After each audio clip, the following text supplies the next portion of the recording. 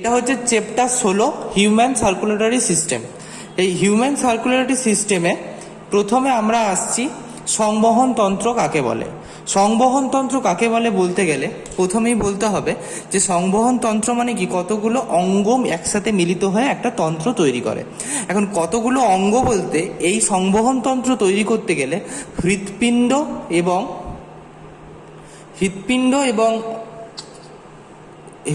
এবং রক্তবাহ, এই দুটো হচ্ছে তোর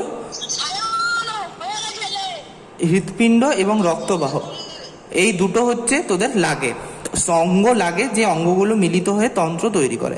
এখন এই রক্তবাহ হচ্ছে তিনটে ভাগে ভাগ করা যায়, একটা হচ্ছে শিরা, ধমনী এবং রক্তজালক। ঠিক আছে, এই হলো মেন ব্যাপার। এরপরে আমরা যেটা নিয়ে পড়াশোনা করব সেটা হচ্ছে হৃৎপিণ্ড। হৃৎপিণ্ড নিয়ে প্রথমে আমরা পড়াশোনা করব। তো হৃৎপিণ্ড মানুষের কোথায় থাকে? ঠিক আছে,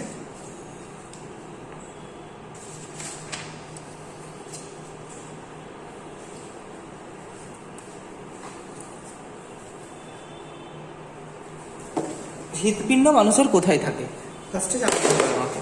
হৃৎপিণ্ড থাকে বক্ষ গহ্বরে মিডিয়ান স্থানে, অর্থাৎ হৃৎপিণ্ডটা ফুসফুস দুটির মাঝখানে একটু বাঁদিক ঘেঁষে অবস্থান করে। মানে তার যদি আমি অবস্থানটা দেখি মোটামুটিভাবে কেমন, দেখ, যদি এরকম দুদিকে দুটো ফুসফুস থাকে, এদিকে একটা ফুসফুস এদিকে একটা ফুসফুস, তাহলে ফুসফুসের বাঁ দিকের ফুসফুসটা এরকম একটু কাটা থাকে, মানে ছোট হয়, তার এই পোর্শনটাতে থাকে আমাদের হৃৎপিণ্ডটা। তাহলে হৃৎপিণ্ড বক্ষ গহ্বরের মাঝে দুটি ফুসফুসের ঠিক মাঝখানে একটু স্লাইডলি বাঁ দিক ঘেঁষে অবস্থান করে। ঠিক আছে, এবং হচ্ছে তোর হৃৎপিণ্ডটি দ্বিতীয় পঞ্জরাস্থির থেকে বাম পঞ্জরাস্থি পর্যন্ত বিস্তৃত।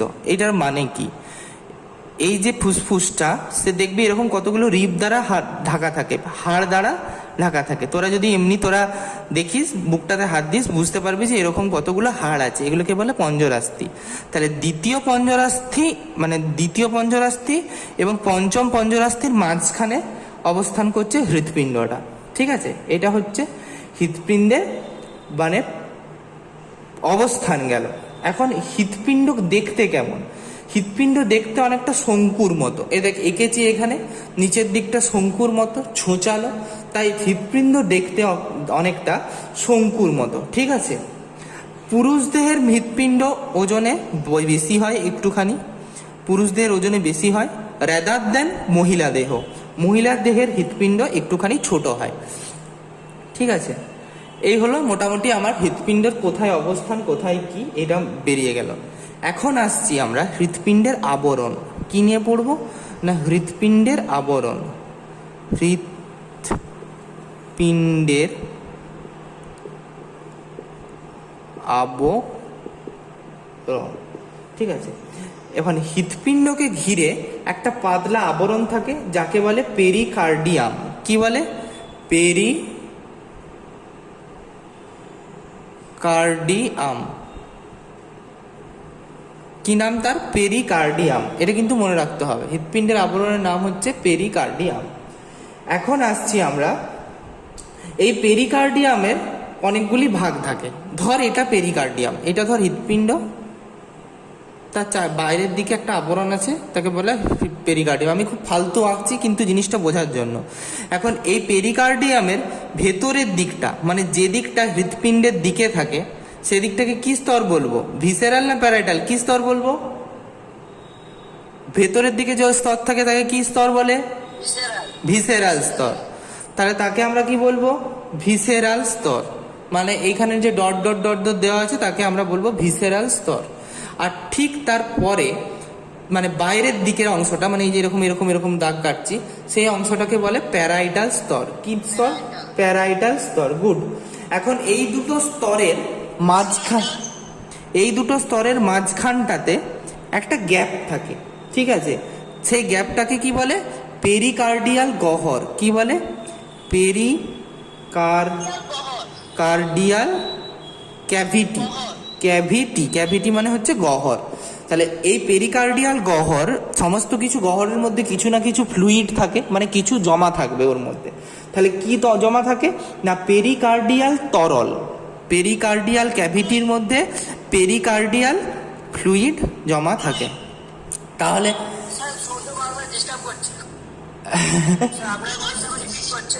আচ্ছা চুপ কর রুদ্র, চুপ কর। তো এখান থেকে তাহলে প্রশ্নটা কি আসতে পারে যে হৃৎপিণ্ডের আবরণের নাম কি এবং হৃৎপিণ্ডের আবরণের ভাগগুলি লেখো। আশা করি লেখা যাবে যে হৃৎপিণ্ডের আবরণের নাম হচ্ছে পেরিকার্ডিয়াম এবং এর ভাগগুলি হলো ভেতরের দিকে স্তরকে বলে ভিসেরাল স্তর, বাইরের দিকে স্তরকে বলে প্যারাইটাল স্তর। ঠিক আছে, বাইরের দিকে স্তরকে বলে প্যারাইটাল স্তর, ভিসেরাল স্তর এবং কি না পেরিকার্ডিয়াল যেটা থাকে, এই দুটোর মাঝখানে যে অংশটা থাকে তাকে বলে পেরিকার্ডিয়াল ক্যাভিটি বা পেরিকার্ডিয়াল ফ্লুইড। ঠিক আছে, এতদূর অবধি আমাদের একটা মোটামুটি আইডিয়া হলো ব্যাপারটা সম্পর্কে যে কি জিনিসটা। এরপরে আমরা আসছি হৃৎপিণ্ডের খাঁজ। হৃৎপিণ্ডের খাঁজ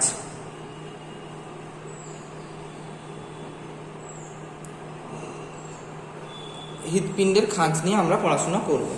তো হৃৎপিণ্ডের খাঁজ বলতে কি বোঝাচ্ছে না, এই যে রিজিয়নটা আছে হৃৎপিণ্ডের থেকে যদি বাইরের দিকে দেখি, বাইরের থেকে দেখলে হৃৎপিণ্ড না অনেকটা এইরকম দেখতে হয়, এরকম চ্যাপটা, এটা বাইরের দিকটা, এটা আমি কেটে এঁকেছি, এটা পরে বলছি, দেখলে এরকম হয়। তো এর মধ্যে দুটো খাঁজ দেখতে পাওয়া যায়, একটা হচ্ছে করোনারি সালকাস, করোনারি সালকাস,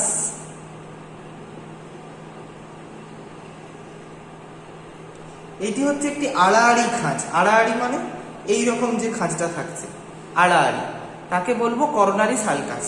আর একটা হচ্ছে অন্তঃনিলয় খাঁজ। অন্তঃনিলয় মানে এই নিলয়ের বরাবর লম্বা লম্বা যে দুটো ভাগ থাকে তাকে বলবো অন্তঃনিলয় খাঁজ। এটা বাইরের থেকে দেখলে খুব মাইনিউটলি বোঝা যায়, তবু মনে রাখতে হবে যে দুই ধরনের খাঁজ থাকে, একটা হচ্ছে অন্তঃনিলয় খাঁজ, একটা হচ্ছে করোনারি সালকাস বা করোনারি খাঁজ। এই হলো আমাদের হৃৎপিণ্ডের খাঁজ নিয়ে আলোচনা। এরপরে আমরা আসছি হৃৎপিণ্ডের প্রাচীর। কি নিয়ে পড়াশোনা করব? Walls of heart. তাহলে ওয়ালস অফ হার্ট কি না, হৃৎপিণ্ডের যে প্রাচীর, এটা তো আমি একটু আগে যেটা বললাম সেটা হচ্ছে হৃৎপিণ্ডের আবরণের নাম বলেছি, এখন আবরণটাকে বাদ দিয়ে দিলাম, তারপরে ভেতরে কি পাচ্ছি না হৃৎপিণ্ডের এই প্রাচীরটা দেখতে পাচ্ছি।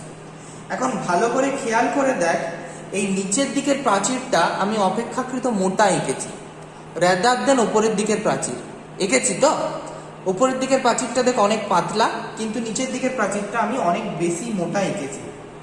ঠিক আছে, তো হৃৎপিণ্ডের একদম বাইরের দিকে প্রাচীরটা, বাইরের দিকে যে প্রাচীর থাকে তাকে আমরা বলবো, বাইরের স্তরটিকে বলবো এপিকার্ডিয়াম স্তর। কি স্তর বলবো? এপিকার্ডিয়াম। এপিকার্ডিয়াম। ঠিক আছে, তারপরের যে স্তরটা মানে এই রিজিয়নটা তাকে আমরা বলবো মায়োকার্ডিয়াম। মায়োকার্ডিয়াম। এবং একদম ভেতরের দিকে যে স্তরটা সেই স্তরটাকে আমরা বলবো এন্ডোকার্ডিয়াম। তাহলে তোদের প্রশ্ন আসতে পারে হৃৎপিণ্ডের প্রাচীরের স্তরগুলি ভেতর থেকে বাইরের দিকে লেখো, তাহলে কি হবে? একজন যে কোনো অ্যান্সার দে।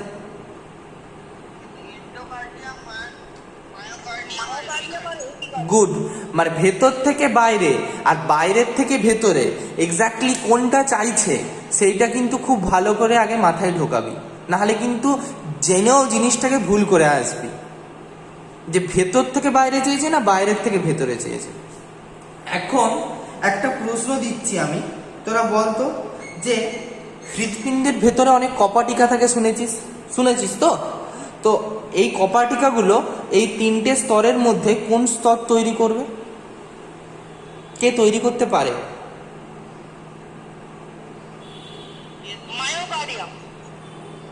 না না, মায়োকার্ডিয়াম নয়, বাইরে।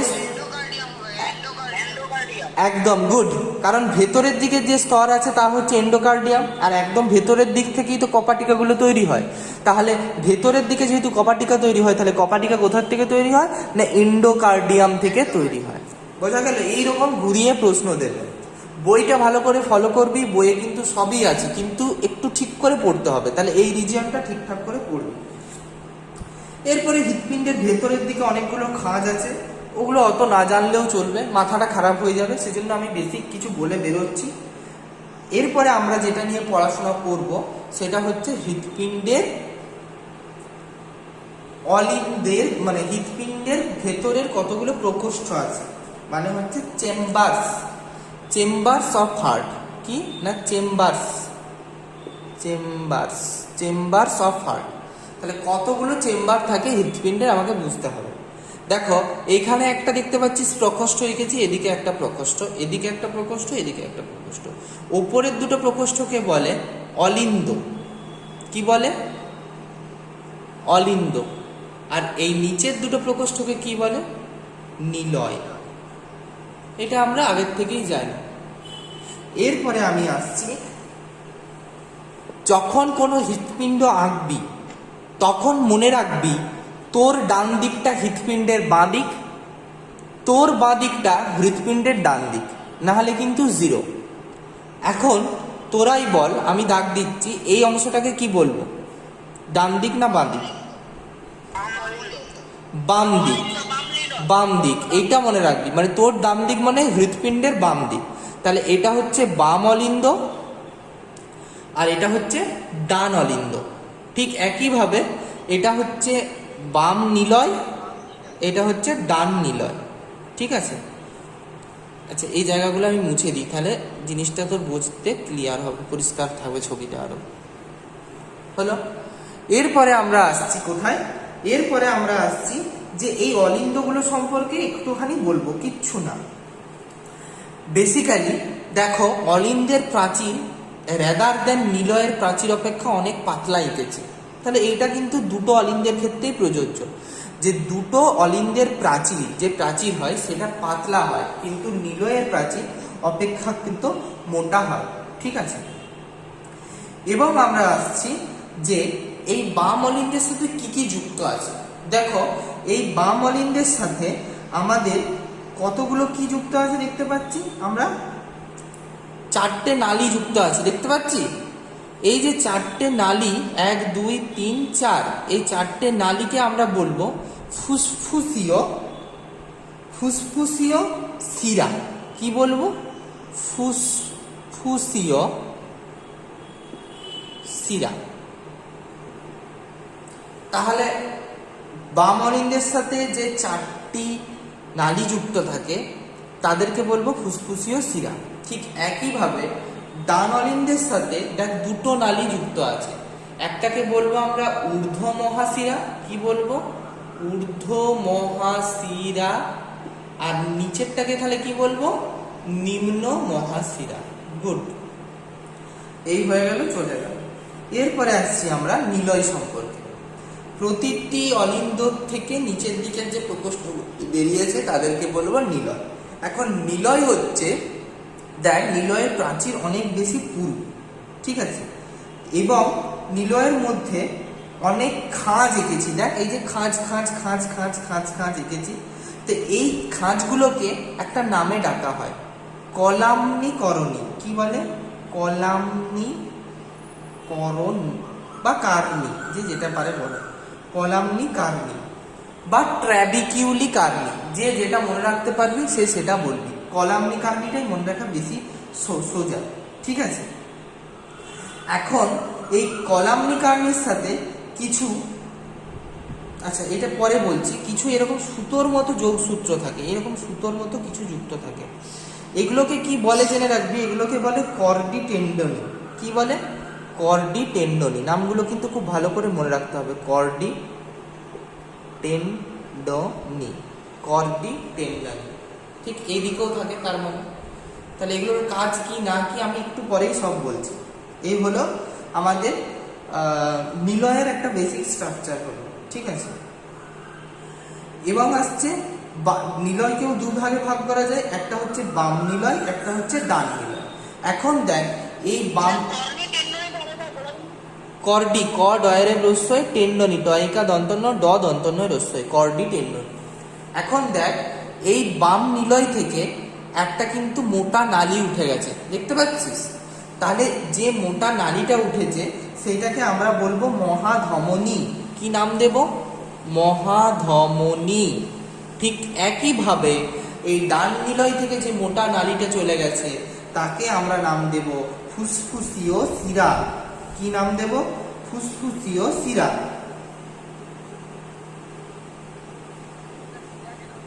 সরি, ভুল বললাম, আমি বলতে ভুল বললাম, ফুসফুসীয় ধমনী।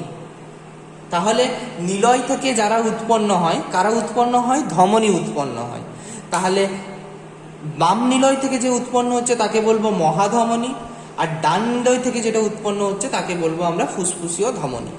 তাহলে হৃৎপিণ্ডের বেসিক স্ট্রাকচার যদি বলতে হয়, আমি আরেকবার রিভিশন করছি যে হৃৎপিণ্ডের প্রথমেই লিখবি যে হৃৎপিণ্ডের আবরণকে কি বলে? পেরিকার্ডিয়াম। পেরিকার্ডিয়ামের প্যারাইটাল, ভিসেরাল, প্যারাইটাল এবং পেরিকার্ডিয়াল গহ্বর থাকে। তার মধ্যে থাকে হৃৎপিণ্ড। এই হৃৎপিণ্ডের মূলত 4টি প্রকোষ্ঠ, 2টি অলিন্দ, 2টি নিলয়। ডান দিকের অলিন্দকে বলে ডান অলিন্দ, বাম দিকের অলিন্দকে বলে বাম অলিন্দ।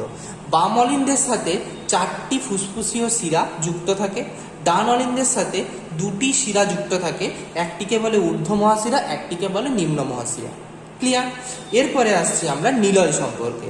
নিলয়ের প্রাচীর rather than in comparison to অলিন্দের প্রাচীরের থেকে অনেক বেশি মোটা হয়ে থাকে, এবং ডান নিলয় এবং বাম নিলয়, 2টি নিলয়ের নিলয় প্রাচীর অনেক বেশি খাঁজযুক্ত হয়, তাই একে বলে কলাম্নি করণী বা কলাম্নি কার্নি। এখন প্রতিটি নিলয়ের মাঝখানে কতগুলো সূক্ষ্ম সূক্ষ্ম তন্তু তৈরি হয়, যেগুলো গিয়ে এই কপাটিকার সাথে যুক্ত হয়। আমি এখন কপাটিকা নিয়ে কিছু বলিনি, কপাটিকার সাথে যুক্ত হয়, তাকে বলে কর্ডি টেন্ডনি। এবং বাম নিলয় থেকে মহাধমনী উৎপত্তি লাভ করে এবং ডান নিলয় থেকে ফুসফুসীয় ধমনী উৎপত্তি লাভ করে। বোঝা গেল? Hello, good. এরপরে আমি যেটা নিয়ে মেন বকবো সেটা হচ্ছে কপাটিকা। ঠিক আছে? কি নিয়ে কথা বলবো? কপাটিকা। তাহলে এই জায়গাটা আমি একটু মুছছি, তাহলে আমরা কপাটিকাগুলো বুঝতে সুবিধা লাভ করব। আশা করি ছবিটা সবাই এঁকে নিয়েছিস বা স্ক্রিনশট তুলে নিয়েছিস। স্ক্রিনশট তুলে নিতে পারিস। কি আমি ওয়েট করব?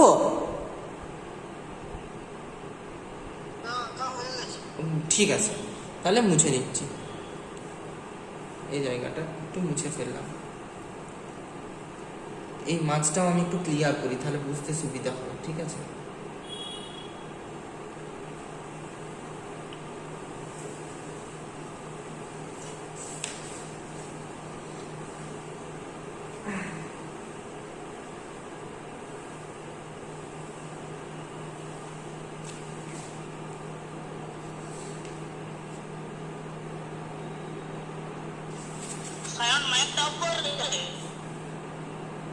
এখন এই যে অলিন্দর থেকে নিলয়ের আসতে গেলে একটা কপাটিকা থাকে, মানে দরজা থাকে। কি থাকে? দরজা। বোঝা গেল? এইখানটাতে, এই রিজিয়ানটাতে।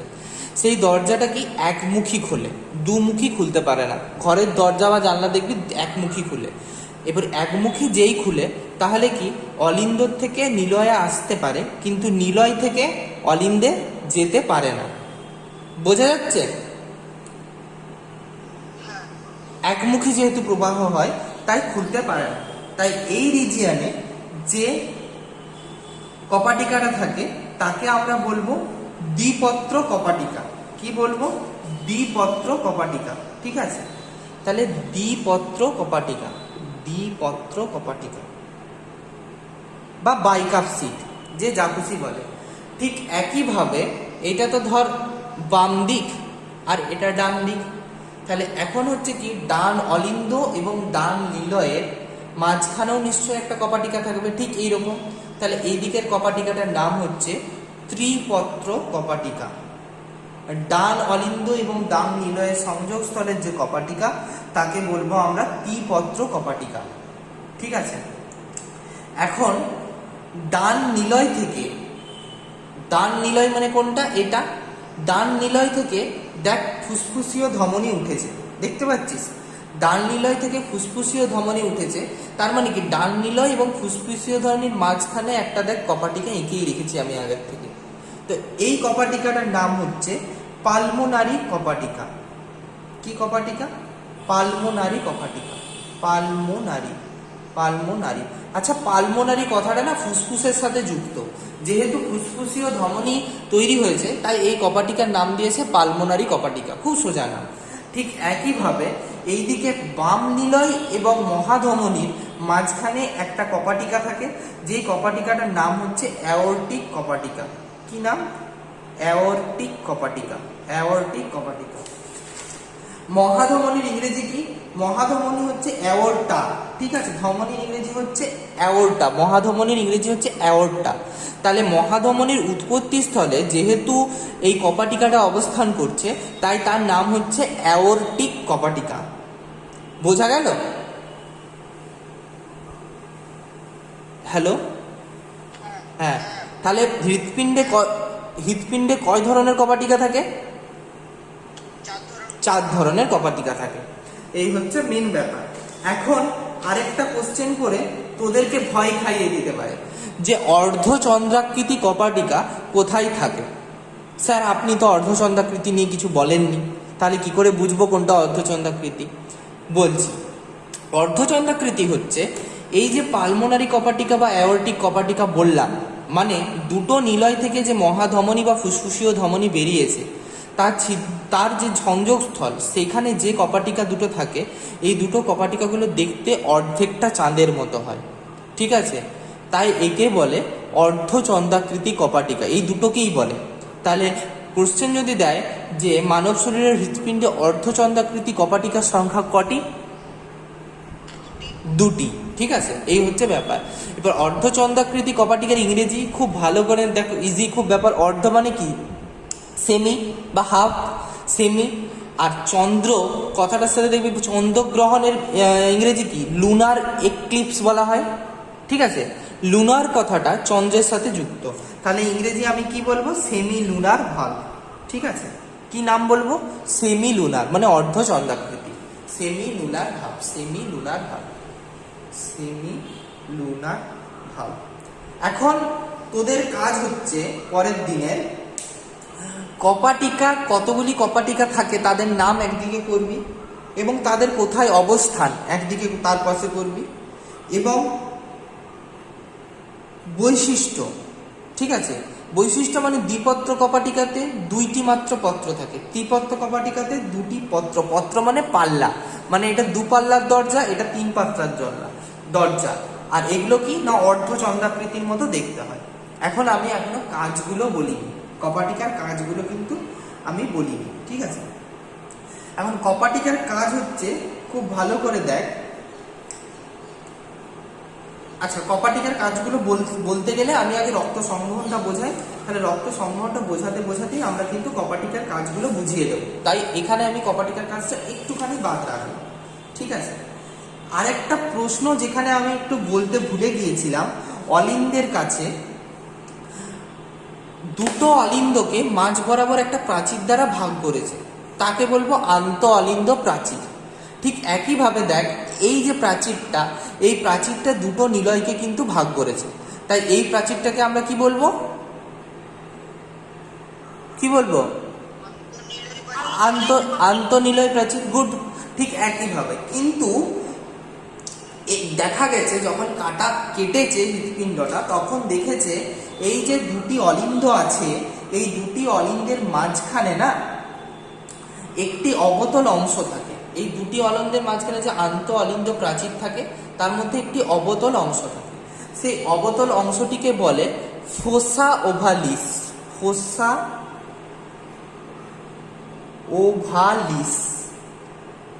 ঠিক আছে, এটি কি হয় যখন ভ্রূণ থাকে, আমরা ছোট থাকি, তখন এইখানে এই ছিদ্র দ্বারা 2টি অলিন্দ সংযুক্ত থাকে, কিন্তু যত বড় হতে শুরু করি এই ফোসা ওভালিস বন্ধ হয়ে গিয়ে দুটো অলিন্দকে সম্পূর্ণ আলাদা করে দেয়।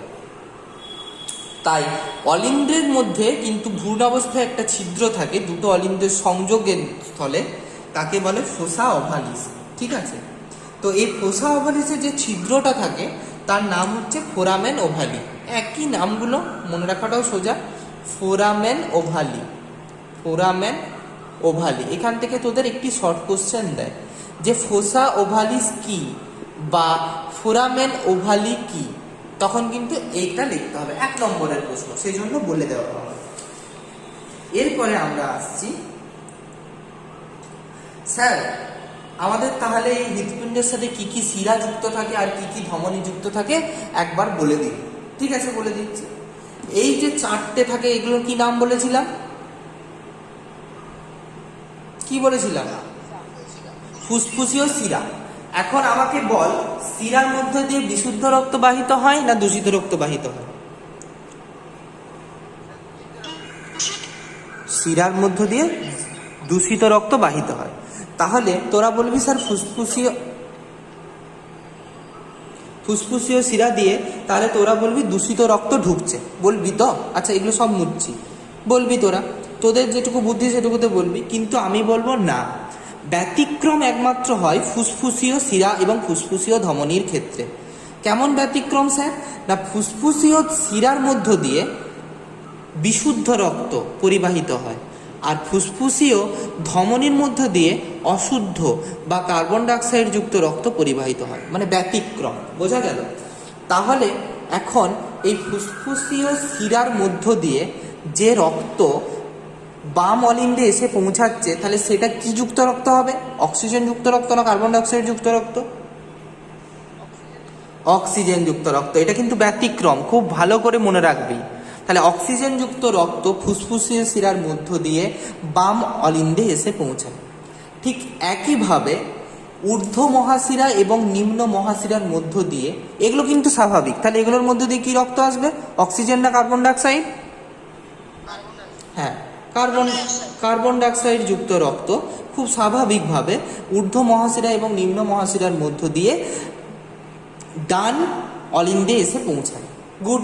তাহলে আমাদের শিরা সম্পর্কে জানা হয়ে গেল, ঊর্ধ্ব মহাশিরা, নিম্ন মহাশিরা, ফুসফুসীয় শিরা। এখন বাকি রইল কি? ধমনী। ধমনী বলতে কি? আমি কি বলেছিলাম, এই জায়গাটার থেকে মানে বাম নিলয় থেকে মহাধমনী বের হয়। তাহলে ধমনী স্বাভাবিক অবস্থায় কি রক্ত পরিবহন করে? ওটুযুক্ত রক্ত। তাহলে মহাধমনীও ওটুযুক্ত রক্ত বহন করবে। ঠিক আছে, কিন্তু এইটার কি নাম দিয়েছিলাম? ফুসফুসীয় ধমনী। তাহলে ফুসফুসীয় ধমনী কি যুক্ত রক্ত বহন করবে? CO2 যুক্ত রক্ত। CO2 যুক্ত রক্ত হলো। তাহলে ধমনী এবং শিরা সম্পর্কে একটা বেসিক ধারণা দেওয়া গেল। এখন আরেকটি ধমনীর নাম বলবো, সেটা হচ্ছে করোনারি ধমনী এবং করোনারি শিরা। দুটো নাম বলবো, একটা হচ্ছে করোনারি ধমনী এবং করোনারি শিরা। করোনারি ধমনী। তাহলে করোনারি ধমনী কি? করোনারি ধমনী হচ্ছে হৃৎপিণ্ডের বাম নিলয়ের সাথে যুক্ত থাকে একটা ধমনী, ছবিটা দেখাতে পারবো না আমি। এর মাধ্যমে কি হয়? আচ্ছা, আমাকে একটা কোশ্চেন বলতো, তোদের এইটা কোথাও মাথায় এলো না একবারও, যে স্যার হৃৎপিণ্ডের মধ্যে দিয়ে তো রক্ত ঢুকছে এবং হৃৎপিণ্ডের থেকে রক্ত বেরিয়ে যাচ্ছে, এটা আপনি বললেন যে এই যেগুলো দিয়ে ঢুকছে এবং এগুলো দিয়ে রক্ত বেরিয়ে যাচ্ছে, খুব ভালো ব্যাপার। কিন্তু স্যার হৃৎপিণ্ডর মধ্যে তো রক্ত ঢুকতে হবে, মানে হৃৎপিণ্ডের প্রাচীরগুলোতে তো রক্ত ঢুকতে হবে, সেই প্রাচীরগুলোতে তাহলে কে রক্ত দিচ্ছে? ঠিক কি না? বোঝাতে পারলাম আমি? যেমন ধর, তোর বাড়িতে গরু আছে, তুই দুধ দুইছিস এবং সেই দুধকে তুই কি করছিস না আমার বাড়ি পৌঁছাচ্ছিস, কিন্তু সেই দুধটার কিছু অংশ তোকেও তো খেতে হবে, নাহলে তুই বল পাবি কি করে? তুই বিক্রি করছিস দুধ, মানে এই তো নয় যে তুই দুধটা খাবি না। ঠিক একই রকমভাবে হৃৎপিণ্ড সমস্ত শরীরে রক্ত ছড়াচ্ছে, নিচ্ছে, ঠিক আছে, কিন্তু তার শরীরেও তো রক্তটা ঢুকতে হবে, মানে এই প্রাচীরগুলোতে তো রক্ত ঢুকতে হবে। তাহলে কার মাধ্যমে ঢুকবে?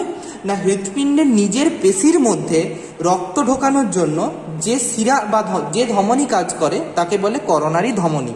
ঠিক একইভাবে করোনারি শিরার মধ্যে দিয়ে কি করবে? হৃৎপেশিতে উৎপন্ন কার্বন ডাইঅক্সাইড যুক্ত রক্ত হৃৎপেশি থেকে বেরিয়ে যাবে। বোঝাতে পারলাম? হ্যালো, বেশ। তাহলে এখানে কিন্তু প্রশ্ন আসে, এত কিছুর মধ্যে প্রশ্ন দেবে করোনারি ধমনী কাকে বলে বা করোনারি শিরা কাকে বলে, মানে যেগুলো ব্যতিক্রম সেখান থেকে কিন্তু তোদের খুব বেশি প্রশ্ন আসে। ঠিক আছে, এরপরে আমরা আসতে চলেছি যে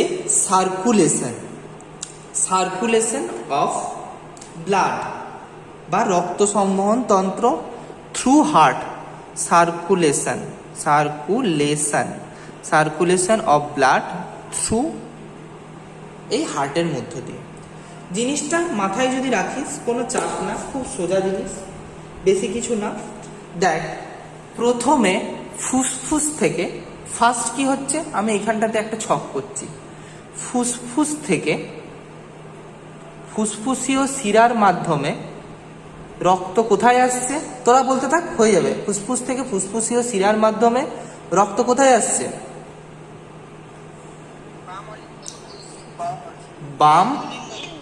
বাম অলিন্দে আসছে। গুড।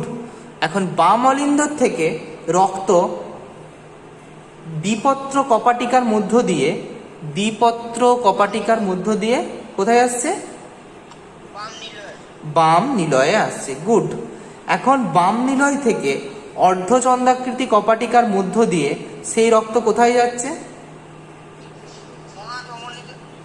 মহাধমনীর মধ্য দিয়ে বেরিয়ে যাচ্ছে। কোথায় যাচ্ছে? মহাধমনী। এখন মহাধমনীর মধ্য দিয়ে সেই রক্ত সমস্ত শরীরে ছড়িয়ে পড়ছে। ঠিক আছে? কোথায় যাচ্ছে? সমস্ত শরীরে ছড়িয়ে পড়ছে। বোঝা যাচ্ছে? তাহলে ফুসফুস থেকে কি রক্ত আসছে? অক্সিজেনযুক্ত রক্ত আসছে। কোথায় ঢুকছে? বাম অলিন্দে। তাহলে বাম অলিন্দে অক্সিজেনযুক্ত রক্ত, বাম নিলয়েও অক্সিজেনযুক্ত রক্ত। সেই অক্সিজেনযুক্ত রক্তটাই মহাধমনীর মধ্য দিয়ে গিয়ে শরীরের প্রতিটি কোষে বা প্রতিটি অঙ্গ প্রত্যঙ্গে চলে যাচ্ছে এবং আমার শরীরে রক্তের মধ্য দিয়ে অক্সিজেনকে বা প্রয়োজনীয় অক্সিজেনকে প্রতিটি কোষে দান করছে। এই গেল এই দিকটা, এই হাফ পোর্শনটার কাজ। ঠিক তার উল্টো দিকের হাফ পোর্শনটার কাজ কি হবে? প্রথমে কি হচ্ছে বল? ঊর্ধ্ব মহাশিরা এবং নিম্ন মহাশিরা দিয়ে কি ঢুকছে? হ্যাঁ, মহাশিরার মধ্য দিয়ে CO2 যুক্ত রক্ত ডান অলিন্দে ঢুকছে। ডান অলিন্দের থেকে ত্রিপত্র কপাটিকার মধ্য দিয়ে সেটা ডান নিলয়ে ঢুকছে। ডান নিলয় থেকে সেটা ডান নিলয় থেকে কোথায় যাচ্ছে? ঊর্ধ্ব মহাশিরা নয়, ফুসফুসীয় ধমনীর মধ্যে দিয়ে যাচ্ছে। ফুসফুসীয় ধমনীর মধ্যে দিয়ে যাচ্ছে। তাহলে ফুসফুসীয় ধমনীতে কি রক্ত আছে? CO2 যুক্ত রক্ত আছে। তাহলে CO2 যুক্ত রক্ত, তাহলে এই দিকের অর্ধেকটাতে কি হচ্ছে? CO2 ঢুকছে এবং CO2 চলে যাচ্ছে। এখন এই CO2 যুক্ত ফুসফুসীয় ধমনীর মধ্য দিয়ে কোথায় যেতে পারে বলে তোদের মনে হচ্ছে বল? ফুসফুসে চলে যাচ্ছে। এবং ফুসফুসে তাহলে এই পথটা দিয়ে কার্বন ডাইঅক্সাইড যুক্ত রক্ত ফুসফুসে যাচ্ছে। সেই ফুসফুসে গিয়ে সেই কার্বন ডাইঅক্সাইড যুক্ত রক্তটা বিশুদ্ধ হয়ে অক্সিজেন যুক্ত রক্তে পরিণত হচ্ছে। কি করে হচ্ছে? অস্পষ্ট আসার তো কথা নয় ভাই। যাই হোক, দেখ, এই ফুসফুসের মধ্যে কার্বন ডাইঅক্সাইড যুক্ত রক্ত যাচ্ছে। ফুসফুসের মধ্যে এই কার্বন ডাইঅক্সাইড যুক্ত রক্তটা কিন্তু চলে গেল তো কার্বন ডাইঅক্সাইড যুক্ত রক্তটা। এবার ফুসফুসে দেখ আমরা নিঃশ্বাস এবং প্রশ্বাস গ্রহণ করি, মানে শ্বাস প্রশ্বাস গ্রহণ করি। সেই নিঃশ্বাসের মধ্য দিয়ে আমরা কার্বন ডাইঅক্সাইড ত্যাগ করে দিই এবং কি গ্রহণ করি? প্রশ্বাসের মধ্য দিয়ে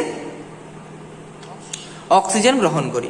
তাহলে রক্তের মধ্যে দিয়ে আসা কার্বন ডাইঅক্সাইড ফুসফুসের মধ্য দিয়ে আমাদের বাইরে বেরিয়ে যাচ্ছে এবং বাইরে থেকে অক্সিজেনটাকে গ্রহণ করে রক্তে মিশিয়ে দিচ্ছি। তার মানে অশুদ্ধ রক্তটাকে এখন শুদ্ধ রক্ত করে দিচ্ছি। সেই শুদ্ধ রক্তটাই আবার ফুসফুসের মধ্য দিয়ে, ফুসফুসীয় শিরার মধ্য দিয়ে আমাদের বাম হৃৎপিণ্ডটাতে চলে আসছে। বোঝা গেল মজার ব্যাপারটা? মানে তাহলে এই ক্ষেত্রে দেখো, রক্ত সংবহন তন্ত্রে দুটো জিনিস একসাথে যুক্ত। একটা সাইকেল হচ্ছে ফুসফুসে সাইকেল, মানে দেখো ফুসফুসে ফার্স্টে কার্বন ডাইঅক্সাইড যুক্ত রক্তটা চলে যাচ্ছে তো ফুসফুসীয় ধমনীর মধ্য দিয়ে, সেইখানে পরিশুদ্ধ হয়ে ফুসফুসের মধ্য দিয়ে অক্সিজেন যুক্ত রক্ত চলে আসছে আমাদের হৃৎপিণ্ডে। ঠিক আছে, এটা একটা সাইকেল গেল। তাহলে স্যার আরেকটা সাইকেল কি? আরেকটা সাইকেল হচ্ছে, ভালো করে খেয়াল করে দেখ, এই যে আমাদের শরীর থেকে ফুসফুস থেকে অক্সিজেনযুক্ত রক্তটা ঢোকার পরে নিলয়ের মধ্য দিয়ে মহাধমনীর মধ্য দিয়ে শরীরে চলে যাচ্ছে। তাহলে শরীরে কে যাচ্ছে? শরীরে অক্সিজেনযুক্ত রক্ত যাচ্ছে এবং প্রতিটি কলাকোষে অক্সিজেন ঢুকছে এবং অক্সিজেন নিচ্ছে এবং কি ত্যাগ করে দিচ্ছে? কার্বন ডাইঅক্সাইড ত্যাগ করে দিচ্ছে রক্তের মাধ্যমে। তাহলে সেই কার্বন ডাইঅক্সাইড যুক্ত রক্তটা শরীর থেকে ঊর্ধ্ব মহাশিরা এবং নিম্ন মহাশিরার মধ্য দিয়ে আমাদের আবার হৃৎপিণ্ডে ব্যাক করছে। বোঝাতে পারলাম আমি? তাহলে কটা সাইকেল চলছে আমাদের শরীর আমাদের হৃৎপিণ্ডের মধ্যে?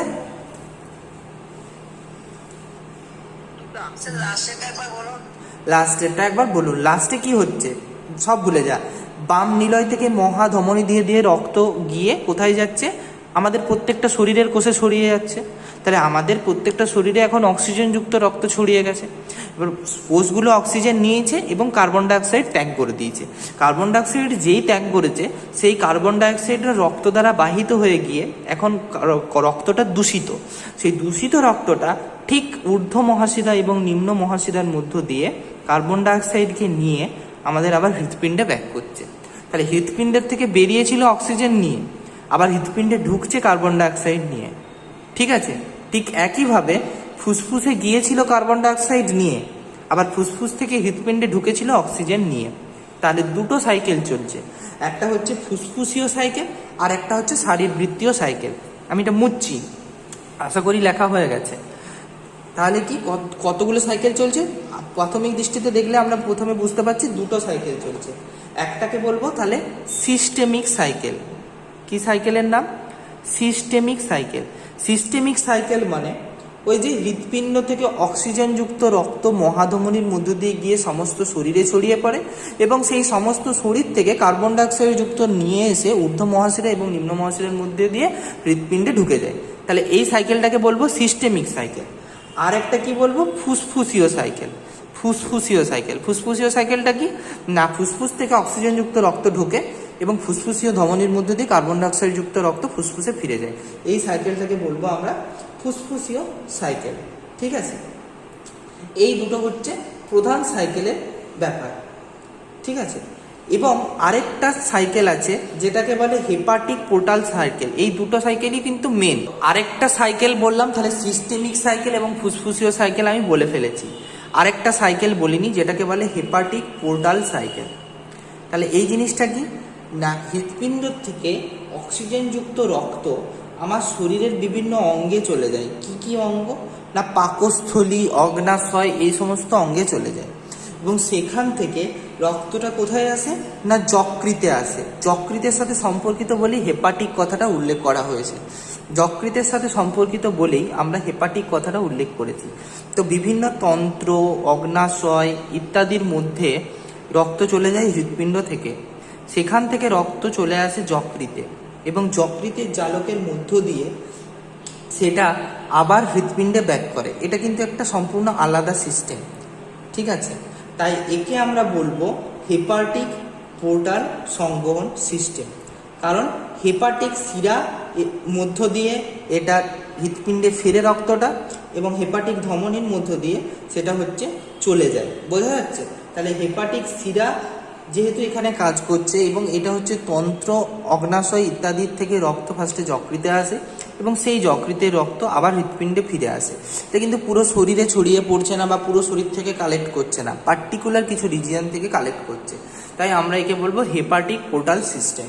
তাহলে প্রধান দুই ধরনের সিস্টেম আছে রক্ত সংবহন তন্ত্রের, একটা হচ্ছে সিস্টেমিক সিস্টেম, একটা ফুসফুসীয় সিস্টেম, আর একটা আছে তো হেপাটিক পোর্টাল সিস্টেম। ঠিক আছে? এই হচ্ছে মেন ব্যাপার। এরপরে আমরা আসছি তোদের আজকে আর একটুখানি পড়াবো, বেশি পড়াবো না। হৃদচক্রটা নেক্সট দিন পড়াবো, নাহলে মাথায় ঢুকবে না। ঠিক আছে? তো আজকে আরেকটা যেটা পড়াবো সেটা হচ্ছে তো হৃদস্পন্দন। কি পড়াবো? হৃদস্পন্দন। তাহলে হৃদস্পন্দন জিনিসটা কি না, পরের দিন হৃৎপিণ্ডের এই সংকোচন প্রসারণটা আমি পড়াবো, তবু একটুখানি আজকে বলে রাখি যে হৃৎপিণ্ডের সংকোচন এবং প্রসারণ হয় যে কারণে আমরা হৃৎপিণ্ডের সেই লাবডাব শব্দটা শুনতে পারি। ঠিক আছে? এবং সেটা অটোমেটিকভাবে হয়, আমরা ইচ্ছা করলেই কিন্তু হৃৎপিণ্ডকে কখনোই বন্ধ করতে পারবো না। তাহলে ঐচ্ছিক নয় এই জিনিসটা, হৃৎপিণ্ডের মানে আমরা নিজেদের ইচ্ছায় বন্ধ করতে পারবো না। হৃৎপিণ্ড একটা নির্দিষ্ট ছন্দে একবার সংকুচিত হয়, একবার প্রসারিত হয়, একবার সংকুচিত হয়, একবার প্রসারিত হয়। ঠিক আছে, এই সংকোচন এবং প্রসারণ দুটো মিলে যে সময় লাগে একত্রে তাকে বলা হয় হার্ট বিট। কি বলে? হার্ট বিট বা হৃদস্পন্দন। তো এখন এই হৃদস্পন্দন বেশিরভাগ কি হয়, গড়ে 72 বার পার মিনিট। একটি সুস্থ স্বাভাবিক মানুষের শরীরে 72 বার পার মিনিট হয়। ঠিক আছে, এবার বিভিন্ন মানুষের ক্ষেত্রে এবং বিভিন্ন বয়সের উপর নির্ভর করে এটা কিন্তু চেঞ্জ হতে পারে। হ্যাঁ বলে দিচ্ছি, হ্যাঁ তোকে সবই বলে দিচ্ছি, কোনো অসুবিধা নেই। হ্যাঁ হ্যাঁ আমি বলে দিচ্ছি, যদি এগুলো জানতে চাস আমি বলে দিচ্ছি, ওগুলো খুব একটা জটিল কিছু নয়। দেখো, ফিটাল সংবহন, ফিটাল মানে কি? ফিটাল কথাটার মানে কি? ফিটাস মানে হচ্ছে ভ্রূণ। তাহলে ভ্রূণের মধ্যে যে সংবহন তৈরি হয় মাতৃদেহ থেকে তাকে বলবো ফিটাল সংবহন। ঠিক আছে, দেখবি বলে নাড়ি, নাড়ি কথাটা দেখেছিস? বাচ্চা যখন জন্মায় নাড়িটা কেটে নিতে হয়, বলে মায়ের কাছ থেকে নাড়িটা কেটে নিতে হয়। তাহলে কি হয়, সে আম্বাইলিকাল কর্ড, তাকে বলে আম্বাইলিকাল কর্ড। কি বলে? আম্বাইলিকাল কর্ড, আম্বাইলিকাল কর্ড। সেই আম্বাইলিকাল কর্ডের মধ্য দিয়ে, মানে নাড়ি যেটাকে বলে, মায়ের শরীরের সাথে বাচ্চাটা যুক্ত থাকে, ভ্রূণটা যুক্ত থাকে। তাহলে মায়ের শরীর থেকে ব্লাড ভার্সেলগুলো বা ব্লাডটা যায় এখানে, এবং এখান থেকে আবার দূষিত রক্ত চলে আসে এইদিকে। তো সেটা হচ্ছে ফিটাল সংবহন। আচ্ছা এবার তোরা বলতো, তোদের তো পড়ানো হয়েছে, রেনাল সংবহন বলতে কি বোঝাবে বল? হ্যাঁ, মানে রেচনতন্ত্র, বৃক্ক বা বৃক্কের যে রক্তটা যাচ্ছে এবং সেটা আবার হৃৎপিণ্ডে ফিরে আসছে তাকে বলবো আমরা রেনাল সংবহন। ঠিক আছে, আবার একটা আছে দেখবি হাইপোফাইসিস পোর্টাল সংবহন। তার মানে কি? হাইপোফাইসিস কোথায়? হ্যাঁ গুড, মস্তিষ্কের পিটুইটারি গ্ল্যান্ডের ওই জায়গাতে, অগ্রখণ্ড, মধ্যখণ্ড, পশ্চাৎখণ্ড, যে জায়গাতে রক্ত সংবহত হয় তাকে বলবো হাইপোফাইসিয়াল পোর্টাল সংবহন। মানে নামটা দেখলেই ওটা জিনিসটা বুঝে যাওয়া যাবে। ঠিক আছে, এই হচ্ছে মেন ব্যাপার। এরপরে আমরা তাহলে চলে এলাম হৃদস্পন্দনে। তাহলে হৃদস্পন্দন আমি আগেই বললাম মিনিটে 72 বার হয়। এখন হৃদস্পন্দনটা নির্ভর করে বিভিন্ন জিনিসের উপরে, যেমন ধর রুদ্রনীল 5 বার আমাদের 3 তলার সিঁড়িতে উঠলো, আবার 3 তলার সিঁড়িতে নামলো, তারপরে তার হৃদস্পন্দনটা মাপা হলে কি তার হৃদস্পন্দন বেশি পাবো না কম পাবো? বেশি পাবো। হ্যাঁ ঠিক একই, ব্লাস্ট করে দেওয়া একবার। তো সেই রকম বয়সের উপরেও, সেরকম বয়সের ওপরেও স্বাভাবিক অবস্থায় আমাদের মতো কম বয়সী ছেলেদের মোটামুটি ঠিকঠাক থাকে, যত বুড়ো হতে থাকি তত নানা রকমের প্রবলেম আসতে শুরু করে। তাই মানুষের বয়সের উপরে, দেহের ওজনের উপরে, সে রোগা না পাতলা তার উপরে, বা সে কীরকম কাজ করছে, বেশি কাজ করছে না কম কাজ করছে, তার উপরে হচ্ছে হৃদস্পন্দনের হারটা কিন্তু নিয়ন্ত্রণ হয়। এখন এই হৃদস্পন্দনের হার বাড়ছে না কমছে তার উপর নির্ভর করে দুটো রোগের নাম দেওয়া হয়েছে। একটাকে বলবো আমরা ব্রাডিকার্ডিয়া, একটাকে বলবো ট্রাকিকার্ডিয়া। কি নাম? ব্রাডিকার্ডিয়া। ব্রাডিকার্ডিয়া, কার্ডিয়াক অ্যাটাক মানে কি? হৃৎপিণ্ডের সাথে যুক্ত। এখন ব্রাডি কথাটার মানে হচ্ছে যদি হৃদস্পন্দনের হার স্বাভাবিকের থেকে কমে যায়, মানে মিনিটে 72 বার হচ্ছিল, এখন যদি মিনিটে 60 থেকে 60 বারের থেকেও যদি কমে যায় তাকে বলে ব্রাডিকার্ডিয়া। আর টাকিকার্ডিয়া কি? ঠিক তার উল্টো। টাকিকার্ডিয়া কি না, কি হবে তাহলে? হৃদস্পন্দনের হার, হ্যাঁ আগে 72 হচ্ছিল, এখন হবে 150 থেকে 200 বা আরো বেশি, এরকম হতে পারে। তাহলে তাকে বলে টাকিকার্ডিয়া। এই হচ্ছে ব্যাপার। ঠিক আছে, এখন বলো।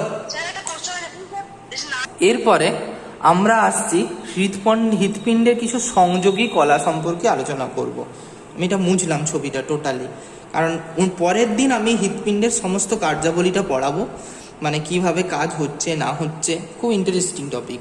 আজকে শুধু আপাতত এইটুকু জেনে রাখ যে সংযোগী কলা সম্পর্কে একটু জেনে রাখ। কি না সংযোগী কলা, সংযোগী কলা এখন সংযোগী কলা কত ধরনের হয় এবং সংযোগী কলা কি? ব্যাপারটা হচ্ছে হৃৎপিণ্ডের সাথে সংযুক্ত বেশ কিছু কলা রয়েছে, যেগুলো হচ্ছে হৃৎপিণ্ডের মধ্যে বিভিন্ন অংশের পরিবহন বা কিছু আবেগ সৃষ্টিতে সহায়তা করে, তাকে আমরা বলবো সংযোগী কলা। এখন এই সংযোগী কলার শ্রেণী বিভাগ, সেই সংযোগী কলাকে প্রথমে আমরা যাতে ভাগ করব এসএ নোড, তারপরে কি ভাগ করব না এভি নোড, তারপরে কি ভাগ করব না ইন্টারনোডাল তন্তু, ইন্টারনোডাল বান্ডিল, ঠিক আছে।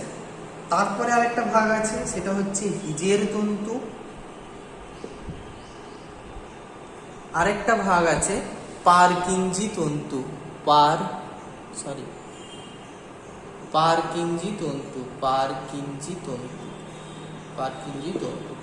এই হচ্ছে ভাগ। তাই তোদের মেন যেটা পড়তে হবে সেটা হচ্ছে এসএ নোড এবং এভি নোড সম্পর্কে পড়তে হবে, ঠিক আছে। এসএ নোড এবং এভি নোডের যদি তোরা স্ট্রাকচারটা দেখিস, যদি যে কোনো বইয়ে তোদের কাছে যে বইটা আছে সেই বইটা খুলে আমাকে বল এসএ নোড কোথায় অবস্থান করে, বল রে। হ্যাঁ হ্যাঁ, এইরকম একটা রিজিয়নে, ছবিটা দেখলে বুঝতে পারছিস। তাহলে এসএ নোড হচ্ছে ডান অলিন্দে ঊর্ধ্ব মহাশিরা ও অলিন্দের উপাঙ্গের সংযোগস্থলে, ঠিক আছে। মানে এইখান থেকে তো ঊর্ধ্ব মহাশিরা ঢুকেছে, ঠিক আছে, আর এই দিক থেকে নিম্ন মহাশিরা ঢুকেছে, তার ঠিক রিজিয়নটার কাছে ডান অলিন্দে অবস্থান করছে এসএ নোড। কি নাম? SA node. তাহলে এসএ নোডের ফুল ফর্ম কি?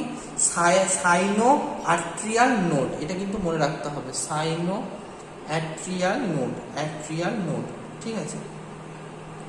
এখন এই সাইনো অ্যাট্রিয়াল নোডের কাজ কি? এই যে হৃৎপিণ্ড আমি বললাম না, একবার লাভ দাব, একবার সংকুচিত হচ্ছে, একবার প্রসারিত হচ্ছে, তো একটা কি মেশিনের মতো কাজ করছে। তাহলে আমাদের যদি ফ্যানের যদি সুইচটা না টিপি বা ইলেকট্রিক যদি না দিই, তাহলে ফ্যান কি ঘুরবে না। ঠিক একইভাবে হৃৎপিণ্ডের এই যে সংকোচনশীল এবং একবার প্রসারিত হচ্ছে, এটা কেউ একজন নিয়ন্ত্রণ করে। কে নিয়ন্ত্রণ করে? না এসএ নোড নিয়ন্ত্রণ করে। এই এসএ নোড কি করে না হৃৎপিণ্ডকে ছন্দবদ্ধভাবে স্পন্দিত হতে সহায়তা করে, মানে লাভ দাব, মানে একবার যে প্রসারিত হচ্ছে, একবার সংকুচিত হচ্ছে, এই জিনিসটাকে টোটালি নিয়ন্ত্রণ করে কে? না এসএ নোড নিয়ন্ত্রণ করে। বোঝা গেল? এখন তাই এসএ নোডকে আমরা কি বলতে পারি? ছন্দ নিয়ামক। যেহেতু ছন্দকে নিয়ন্ত্রণ করছে, তাই এটাকে আমরা বলতে পারি ছন্দ নিয়ামক, ঠিক আছে। বা একে আরেকটা জিনিস বলে, যেটাকে বলে পেস মেকার। পেসমেকার কথাটা সবাই শুনেছি তো? হ্যাঁ, আচ্ছা দাঁড়া, কালি শেষ হয়ে গেছে, কালিটা ভরে নি। সবাই শুনেছি তো? এখন কি বলে যে ওর হৃৎপিণ্ডটা খারাপ হয়ে গেছে, তাই পেসমেকার বসানো হয়েছে, বলে তো।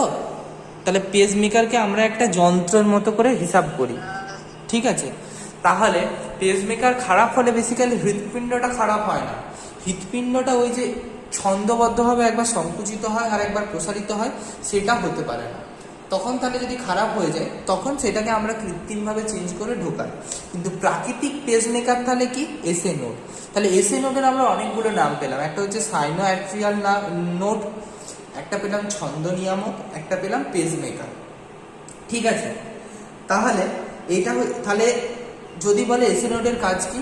এসএ নোড হচ্ছে হৃৎপিণ্ডের ছন্দ তৈরি করতে সহায়তা করে এবং হৃৎপিণ্ডের সংকোচন এবং প্রসারণকে নিয়ন্ত্রণ করে, ঠিক আছে।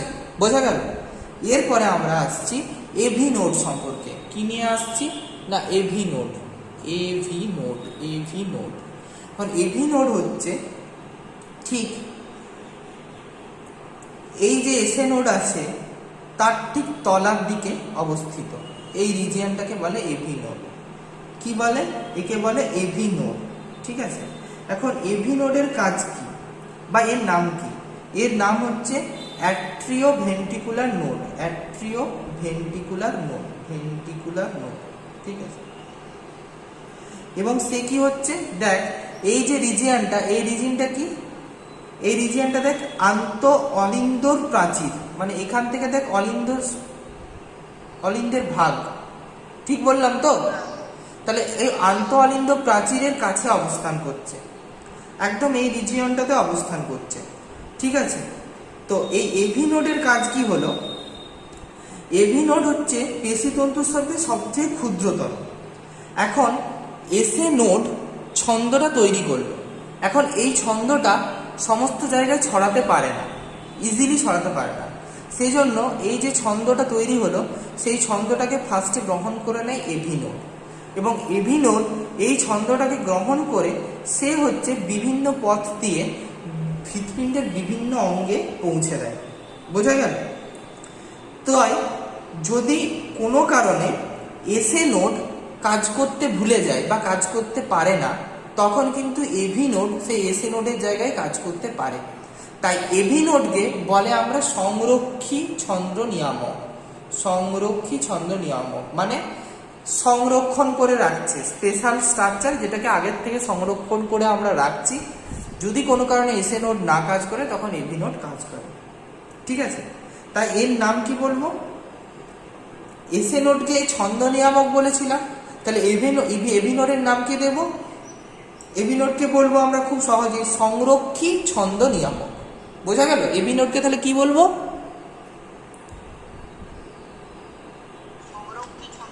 সংরক্ষী ছন্দ নিয়ামক। এই হচ্ছে ব্যাপার। তাছাড়া এই যে জায়গাটা আমি এঁকেছি, এই যে এভি নোড থেকে কিছু ছোট ছোট তন্তুর মতো চলে এসেছে এবং দুদিকে ছড়িয়ে গেছে, এইগুলোকে বলে, এইগুলোর বিভিন্ন ধরনের নাম আছে, ঠিক আছে? তো এসএ নোড এবং AV node complete. Now coming to this third point, that is internodal তন্তু। ইন্টারনোডাল মানে আন্তর্নোডীয়। আন্তর্নোডীয় মানে কি? এই যে এসএ নোডে উৎপন্ন ছন্দটা এভি নোড নিচ্ছে, তাহলে কে পরিবহন করছে? নির্দিষ্ট কিছু নোডাল তন্তুপথে পরিবাহিত হচ্ছে, ঠিক আছে? তাই এদেরকে বলে আন্তর্নোডাল তন্তু, ঠিক আছে? এইটুকু জেনে রাখলেই হবে। তাছাড়া আরো কি কি আছে দেখ, এইখান থেকে এই যে এভি নোড থেকে একটা দেখ তৈরি হয়েছে, বইয়ের ছবিটা দেখলে বুঝতে পারবে, একটা মোটা তন্তু বা বান্ডিল তৈরি হয়েছে, তাকে বলবো আমরা হিজের বান্ডিল। কি বলবো?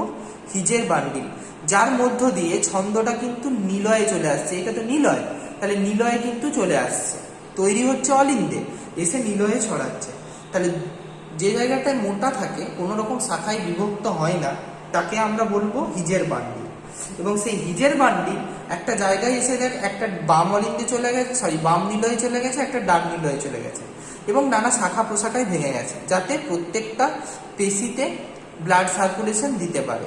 তাই এই রিজিয়নটাকে আমরা বলবো, মানে যে জায়গা থেকে ভেঙে যাচ্ছে সেই জায়গাটাকে আমরা বলবো কি না, পার্কিনজি তন্তু। তাহলে বোঝা গেল এসএ নোড কোনটা, এভি নোড কোনটা, ইন্টারনোডাল তন্তু কোনটা, হিজের তন্তু কোনটা এবং পার্কিনজি তন্তু কোনটা। এখন তোদের এখান থেকে স্যার কি প্রশ্ন আসতে পারে? ম্যাক্সিমাম দুটো প্রশ্ন দেবে, যে এসএ নোড কাকে বলে, এভি নোড কাকে বলে, এসএ নোড ও এভি নোডের পার্থক্য লেখো। আর কোশ্চেন দিতে পারে সংযোগী কলা কাকে বলে, হৃৎপিণ্ডের সংযোগী কলা কাকে বলে, সংযোগী কলার ভাগগুলি লেখো। তখন লিখতে হবে SA node, AV node, internodal তন্তু, হিজের তন্তু, পার্কিনজি তন্তু, ব্যাস। আর কিন্তু কিছু সেরকম ভাবে এই জায়গাটাতে নেই, ঠিক আছে? আমি তাহলে কতগুলো কোশ্চেন বলছি, সেই কোশ্চেনগুলো একদম ঝটাপট লিখে এখনই রেডি করে রেখে দিস, ঠিক আছে? যে প্রথম 1 নম্বর কোশ্চেন হচ্ছে হৃৎপিণ্ডের আবরণ কাকে বলে, আবরণ কাকে বলে এবং আবরণের কতগুলি ভাগ থাকে, সেই ভাগগুলি লেখো। তাহলে হৃৎপিণ্ডের প্রাচীর ভেতর থেকে বাইরের দিকে লেখো, বা বাইরের থেকে ভেতরের দিকে লেখো, এইটা এলো। তারপরে আসে যে ফোসা ওভালিস বা ফোরামেন ওভালি কি, ফোসা ওভালিস কি, ওভালিস কি, এটা 3 নম্বর কোশ্চেন গেল। এরপরে আমরা আসছি যে কলামনিকরণী কি, কলামনিকরণী কি, বা আছে তোদের কর্ডি টেন্ডনি কি, কর্ডি টেন্ডনি কি। আচ্ছা কর্ডি টেন্ডনি কি বলছি, আচ্ছা পরের দিনও বলা যাবে। ধর একটা কপাটিকা রইল, এখন এটা ধর নিলয়, তাই তো? নিলয়ের এখান থেকে আমি এঁকেছিলাম, মনে পড়ছে? সুতো সুতো সুতো সুতো ছিলাম তো? তাহলে এই সুতোগুলো যুক্ত হয় এই কপাটিকার সাথে, টেনে কপাটিকাটাকে খুলতে এবং কপাটিকাটাকে বন্ধ করতে সহায়তা করে। বুঝতে পেরেছিস? কপাটিকাটাকে টেনে খুলতে এবং বন্ধ করতে সহায়তা করে কর্টি টেন্ডনি। তাহলে গেল 5 নম্বর কোশ্চেন। এবার 6 নম্বর কোশ্চেন আছে হৃৎপিণ্ডের কটি কপাটিকা থাকে, কপাটিকাগুলি কোথায় অবস্থান করে এবং কপাটিকার কাজ লেখো। তারপরে দিয়ে দেব যে হৃৎপিণ্ডের সংবহনতন্ত্র কয় প্রকার ও কি কি, সংবহনতন্ত্র কয় প্রকার ও কি কি, ঠিক আছে, সেইটা দিলাম। আর কোশ্চেন দেওয়া যাবে যে এসএ নোড ও এভি নোডের পার্থক্য, এসএ নোড ও এভি নোডের পার্থক্য এবং সংযোগী কলা কয় প্রকার ও কি কি, সংযোগী কলা কয় প্রকার ও কি কি। ব্যাস, এই কয়েকটি কোশ্চেন পরের দিন রোববারের মধ্যে লেখা চাই। যদি যারা আমাকে কালকে খাতা দিবি তারা পারলে আজকে লিখে আমাকে খাতাটা একবারে জমা দিস, তাহলে খুব ভালো হয়। আর যদি না হয় তাহলে ঠিক আছে, পরের দিন দিবি, অসুবিধা নাই। কিন্তু এই কোশ্চেনগুলো এখন থেকে রেডি করে রাখার চেষ্টা কর, ঠিক আছে ভাই?